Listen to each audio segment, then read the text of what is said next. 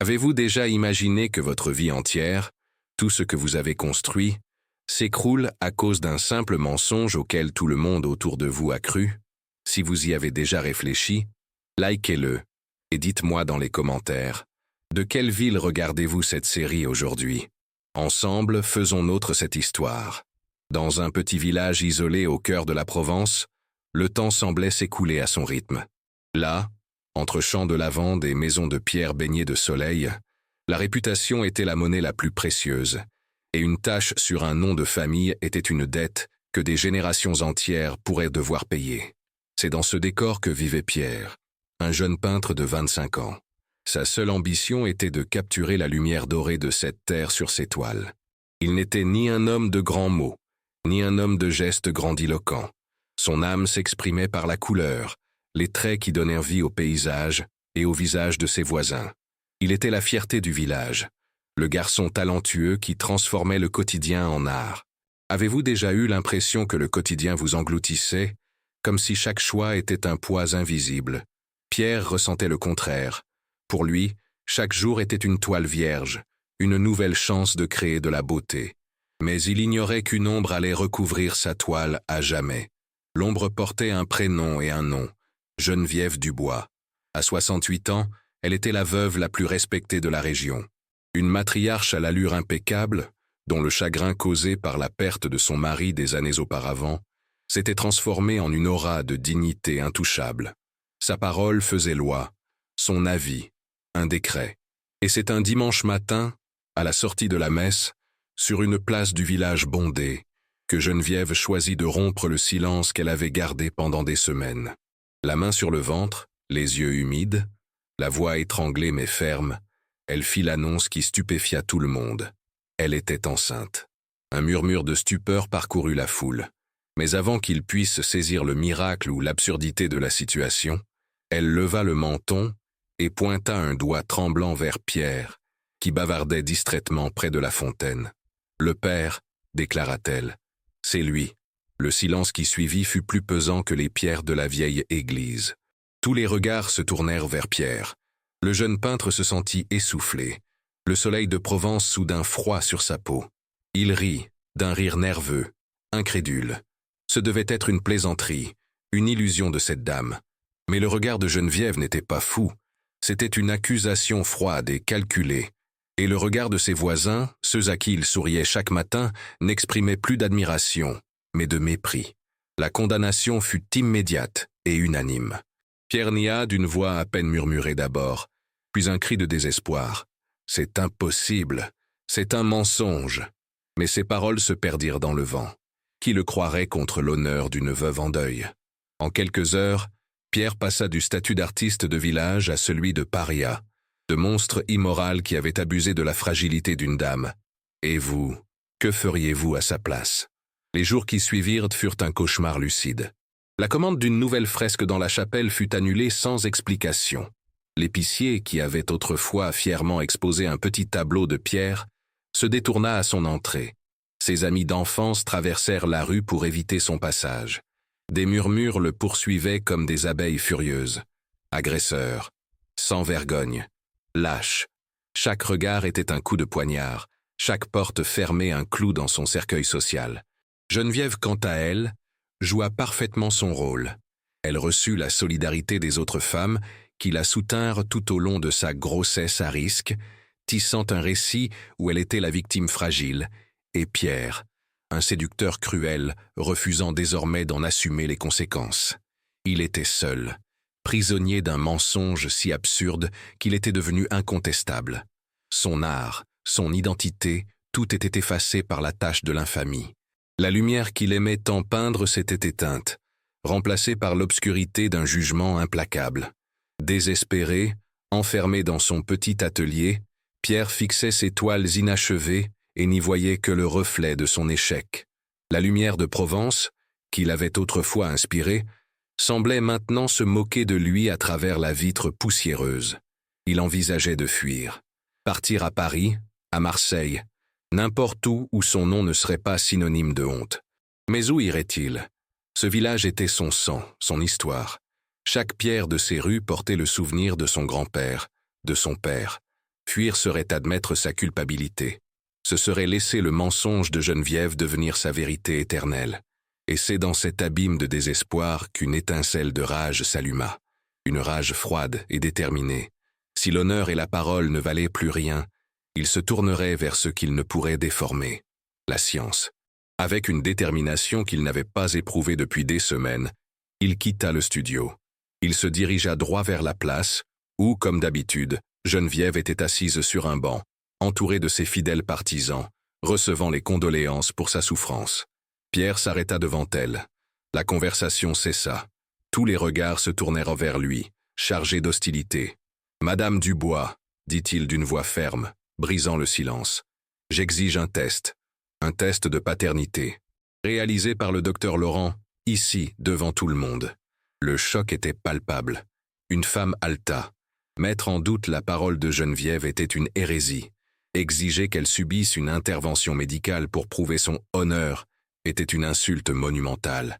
Geneviève se serra la poitrine, exprimant douleur et indignation. « Comment osez-vous » murmura-t-elle, les yeux remplis de larmes. « Après m'avoir déshonoré, vous voulez maintenant m'humilier publiquement ?» La foule acquiesça bruyamment. Mais Pierre ne recula pas. « C'est mon droit » insista-t-il. « C'est le seul moyen de prouver la vérité, car ma parole ne vaut rien dans ce village. » Il sentit le poids de siècles de tradition peser sur lui, mais il tint bon. À ce moment-là, il ne se battait pas seulement pour lui-même, il défiait le système qu'il avait condamné sans procès équitable. Si ce serment de cœur vous a vraiment frappé, appuyez sur la sonnette pour ne rien manquer des prochains rebondissements. Votre compagnie fait toute la différence. La demande de Pierre devint le seul sujet de conversation du village. Le docteur Laurent, un homme âgé et pragmatique, accepta de pratiquer l'intervention, non par confiance en Pierre, mais par devoir professionnel. Le prélèvement des échantillons fut une cérémonie sombre et solennelle. Geneviève, soutenue par deux amis, lui offrit le bras avec la résignation d'un martyr. Pierre fit de même, dans un silence absolu, se sentant comme un condamné à mort. Les échantillons furent envoyés à un laboratoire de Marseille. Et puis, l'attente commença. Ce furent les 2 semaines les plus longues de la vie de Pierre. Tout le village retint son souffle. La tension était presque physique, planant sur les champs de lavande comme un brouillard invisible. Personne ne lui parlait, mais tous l'observaient. Il était au centre d'un ouragan silencieux, l'accusé d'un procès dont le verdict était scellé dans une enveloppe à des kilomètres de là. Enfin, le jour J arriva. Le docteur Laurent reçut les résultats et, comprenant la gravité de la situation, convoqua tout le village sur la place centrale à midi. C'était l'endroit même où l'accusation avait été portée. Le cercle devait se refermer. Le soleil était fort, mais personne ne semblait ressentir la chaleur. Geneviève était assise là, dans un fauteuil, le visage pâle et serein, image même de la vertu bafouée. Pierre se tenait seul de l'autre côté de la fontaine. Il ne regardait personne, seulement ses propres mains qui tremblaient de façon incontrôlable. Le docteur Laurent gravit les marches menant au kiosque à musique, tenant l'enveloppe blanche comme une sentence. Le silence était si profond que le bourdonnement d'une mouche résonna comme le tonnerre. D'un geste lent et précis, le médecin déchira l'enveloppe. Il déplia le papier, rajusta ses lunettes et lut le document en silence pendant un instant qui lui sembla une éternité. Puis il leva les yeux vers la foule et s'éclaircit la gorge. Le sort de Pierre était sur le point d'être scellé. La probabilité de la paternité de Pierre, résonna la voix sèche et sans émotion du médecin, est de 0%. Un soupir collectif, telle une vague déferlante, parcourut la place. L'espace d'un instant, personne ne bougea. La certitude qui avait cimenté la communauté pendant des semaines vola en éclats. Les regards, autrefois emplis de haine et de mépris pour Pierre, se tournèrent maintenant, incertains et confus, vers la silhouette frêle de Geneviève. Le silence qui s'installa était différent du précédent. Il ne reflétait pas l'anticipation, mais une horreur grandissante. La matriarche du village, pilier de la moralité, avait menti. Pierre sentit le sol s'immobiliser sous ses pieds. Un soulagement immense l'envahit, si fort que ses genoux fléchirent. Il était libre. La vérité l'avait libéré. Mais lorsqu'il regarda le visage de Geneviève, il ne vit pas la défaite d'une menteuse, mais quelque chose de bien plus profond et de plus effrayant, un désespoir abyssal. La sérénité de la martyre s'effrita, révélant un masque de douleur et de haine qui vieillissait son visage de plusieurs décennies.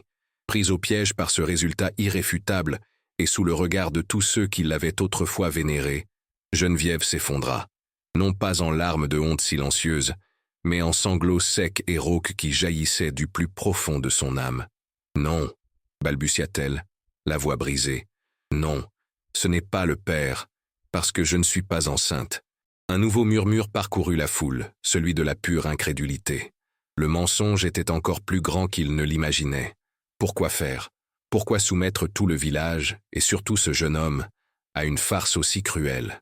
Geneviève releva la tête, les yeux brûlants d'une fureur ancestrale, et les fixa sur Pierre. Puis, elle avoua la vérité qui allait détruire sa vie comme aucune accusation ne le pourrait. « J'ai fait ça pour me venger », cracha-t-elle, chacune de ses paroles empoisonnées par des années de ressentiment. « Pas contre toi, mon garçon. Tu n'es rien. Tu n'étais qu'un instrument. Ma vengeance est contre lui. Contre ton père. » Pierre se figea. Son père, décédé 10 ans plus tôt, restait dans le souvenir d'un héros local, un homme juste et aimé de tous. Qu'avait-il bien pu faire pour susciter autant de haine? « Vous vous souvenez tous de Jean-Luc Dubois » poursuivit Geneviève, la voix prenant une force terrible. « Mon mari. Et vous vous souvenez tous de sa mort. Un accident de chasse, disait-on. Une tragédie. » Elle rit d'un rire sans joie qui leur fit froid dans le dos. C'était un mensonge, le premier d'une longue série. Mon Jean-Luc n'est pas mort par accident, il s'est suicidé, et il l'a fait à cause de votre père, Pierre. Le saint, Antoine Monnet. Le silence retomba sur la place. Geneviève se tenait là, tremblante, mais imposante dans son chagrin. Ton père et mon mari étaient associés, et ton père l'a volé. Il a tout pris, jusqu'au dernier sou, nous laissant sans ressources. Il nous a humiliés, détruits, puis a regardé, avec son air de brave homme, mon Jean-Luc sombrer dans le désespoir jusqu'à ce qu'il n'en puisse plus. Elle s'avança lentement vers Pierre, figé, le monde s'écroulant autour de lui. J'ai juré ce jour-là, sur la tombe de mon mari, que je ferais payer la famille Monnet, que je détruirais son nom comme il avait détruit le mien. J'ai attendu des années. Je t'ai vu grandir, devenir la fierté du village, l'héritier de l'héritage immaculé de ton père. Et puis, j'ai saisi ma chance. Elle s'arrêta à quelques centimètres de lui. J'ai sali ton nom pour que chacun sache la vérité sur le sang qui coule dans tes veines. Le sang d'un voleur, d'un monstre. La lumière de la Provence que Pierre venait de retrouver semblait s'éteindre complètement. Il avait été acquitté d'un crime pour être condamné pour un autre, un crime qui n'était pas le sien, mais qui serait désormais son héritage éternel. Et si, au lieu de fuir, il découvrait un secret de famille qui bouleverserait tout? C'est une idée pour la prochaine aventure que je partagerai ici. Sa décision d'exiger le test, acte désespéré pour sauver son honneur, avait en réalité détruit la seule chose qui lui restait, le souvenir sacré de son père. Vous est-il déjà arrivé qu'une petite décision ait changé le cours de votre vie? La place, autrefois palais de justice, s'était transformée en théâtre de l'absurde. Le verdict d'innocence de Pierre dura moins d'une minute, avant d'être remplacé par une sentence bien plus sévère, celle de l'héritage. Les regards de la foule n'exprimaient plus le mépris, mais une curiosité morbide et confuse. Leur regard allait de Geneviève, une femme rongée par une haine vieille de plusieurs décennies, à Pierre, le jeune homme dont le monde venait d'imploser pour la 2e fois de la journée. Le silence fut rompu par un vieil homme, Monsieur Dubois, aucun lien de parenté avec feu Jean-Luc, le boulanger, qui retira son béret et gratta son crâne chauve. « Je me souviens d'Antoine Monnet », sa voix grave trancha l'air, « et je me souviens de Jean-Luc, ils étaient comme des frères, jusqu'à ce qu'ils ne le soient plus. Personne n'a jamais su pourquoi. » Les paroles du boulanger furent comme une étincelle dans la paille sèche. Des murmures jaillirent de partout. De vieux souvenirs, des ragots enfouis par le temps, refirent surface. Certains se souvinrent de la nouvelle voiture qu'Antoine avait achetée à peu près au moment où la scierie de Jean-Luc commençait à mal tourner. D'autres se souvinrent de la tristesse que la femme d'Antoine, la mère de Pierre, avait toujours ressentie durant ces dernières années précédant sa mort. Chaque fragment de souvenir était désormais réinterprété à la lumière sombre de l'accusation de Geneviève. La vérité devint un objet malléable, façonné par la douleur et le ressentiment. Pierre n'était plus le paria solitaire. Il était désormais au centre d'un débat historique, fils d'un ange ou d'un démon, et le village tout entier était le jury. Pierre retrouva enfin sa voix. Il s'avança, ignorant la foule, les yeux fixés sur Geneviève. « C'est un mensonge, » dit-il, la voix rauque d'émotion. « Mon père était un homme bon. Il a aidé la moitié de ce village. Il ne ferait jamais une chose pareille. » Ces mots étaient prononcés avec conviction. Mais au fond de son âme, un terrible doute s'était installé. Il se souvenait des soirs où son père rentrait tard, le visage tiré, les épaules voûtées par un poids que Pierre, alors enfant, ne comprenait jamais. Était-ce le poids de la culpabilité? Geneviève sourit, un sourire dénué de toute chaleur. Alors, ton père était doué pour sauver les apparences. Il a enterré mon mari sous des éloges funèbres, tout en gardant la clé de notre coffre-fort dans sa poche. Elle se tourna vers la foule. Vous voulez des preuves? Elles sont enterrées avec mon Jean-Luc. Mais les livres de contes, les lettres...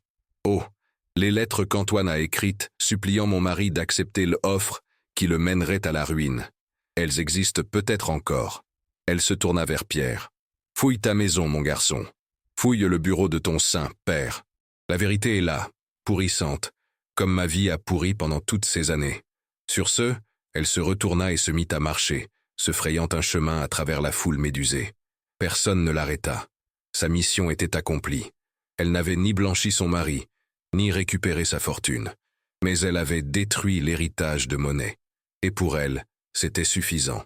La foule se dispersa lentement en petits groupes, chuchotant, débattant, regardant Pierre avec un mélange de pitié et de suspicion. Il se tenait seul sur la place, le soleil de Provence lui semblant maintenant une froide lumière d'interrogatoire. Il avait été acquitté par la science, mais condamné par l'histoire. Il était de nouveau seul, mais cette fois, l'ennemi était un fantôme, sa propre mémoire.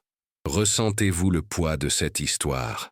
Aimez et abonnez-vous pour plus de drames qui renversent la situation. Pierre n'alla pas à son atelier. Les toiles, les peintures, tout semblait appartenir à une autre vie, à une personne qu'il n'était plus. Au lieu de cela, il marcha machinalement vers la maison de son enfance, celle qu'il avait héritée de son père, un lieu qui avait toujours été synonyme de sécurité et d'amour, mais qui lui donnait désormais l'impression d'un mausolée rempli de secrets. Il s'arrêta devant la porte du bureau de son père, une porte qu'il avait rarement ouverte depuis sa mort. La poussière recouvrait la poignée de laiton. Le cœur battant la chamade, il la tourna. Le grincement de la porte était le son d'un passé qu'il s'apprêtait à exhumer, craignant ce qu'il pourrait y trouver. L'air du bureau était lourd, empreint d'une odeur de vieux papier et d'un temps suspendu. Chaque objet était exactement comme son père l'avait laissé 10 ans plus tôt. Les mains encore tremblantes, Pierre se mit à chercher, incertain de ce qu'il s'attendait à trouver. Il ouvrit des tiroirs grinçants, feuilleta de vieux registres qui lui semblaient incompréhensibles. Rien. Au moment où il allait abandonner, sentant le poids de l'accusation de Geneviève se cristalliser en vérité, ses doigts touchèrent le double fond du tiroir du bas du bureau. À l'intérieur d'une petite boîte en bois, il trouva non pas les registres mentionnés par Geneviève, mais une liasse de lettres nouées d'un ruban délavé. Il s'agissait de lettres échangées entre son père, Antoine, et Jean-Luc Dubois. Le cœur serré, il les lut une à une, dans la lumière poussiéreuse qui filtrait par la fenêtre. L'histoire qui se dégageait de ces pages n'était pas celle d'une trahison, mais celle d'une tragédie plus grande encore. Jean-Luc, de sa propre écriture désespérée, avouait à Antoine que ses mauvais placements et son addiction au jeu avaient ruiné la Syrie. Il était ruiné et trop honteux pour le dire à Geneviève. Les lettres d'Antoine étaient des supplications. Il proposait de racheter les parts de Jean-Luc à un prix bien supérieur au marché, non pas pour le voler, mais pour lui offrir un nouveau départ, pour sauver l'honneur de son meilleur ami. La dernière lettre de Jean-Luc était un refus acerbe, empreint d'une fierté blessée, accusant Antoine de l'humilier avec sa charité. Il préférait la mort à la honte. Pierre était assis par terre, des lettres éparpillées autour de lui, et pleurait. Il pleurait pour son père, qui avait porté en silence le fardeau du suicide de son ami pendant des années. Il pleurait pour Jean-Luc, un homme brisé par son propre orgueil. Et, étonnamment, il pleurait pour Geneviève, une femme dont le chagrin l'avait si longtemps aveuglé, qu'elle avait réécrit l'histoire pour lui donner un sens, pour trouver un coupable. Le lendemain, Pierre ne se rendit pas sur la place. Il apporta les lettres au docteur Laurent et au vieux boulanger. La vérité, cette fois, n'avait pas besoin d'être proclamée publiquement. Elle se répandit dans le village comme la brise matinale, silencieuse et indéniable. Il n'y eut pas de nouveau jugement, juste une compréhension collective et pesante. Ainsi, l'histoire prit fin. Geneviève s'enferma chez elle et ne fut plus jamais la matriarche du village. Elle devint un fantôme, témoin vivant de la façon dont la haine peut empoisonner une âme. Pierre, de son côté, retourna à son atelier. La lumière de la Provence lui semblait plus vive que jamais. Il dépoussiéra ses toiles et se remit à peindre, non plus seulement le paysage, mais les visages complexes de son peuple, les histoires cachées dans leurs yeux. Il était disculpé d'un mensonge, et en exhumant la vérité, il libéra non seulement la mémoire de son père, mais le village tout entier d'un secret qui le hantait. Quel passage de cette histoire vous a le plus marqué? Commentez ci-dessous et dites-moi d'où vous regardez l'histoire. Peut-être que votre ville sera la prochaine. Abonnez-vous pour que nous puissions poursuivre ce voyage ensemble. Que retiendriez-vous de cette histoire pour votre avenir?